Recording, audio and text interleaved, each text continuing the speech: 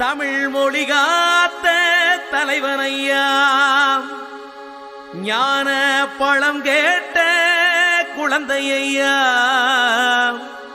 அப்பனுக்கு பாடம் சொல்லி ஆறுபடையாட்சி செய்யும் ஏசாமி முருகனையா.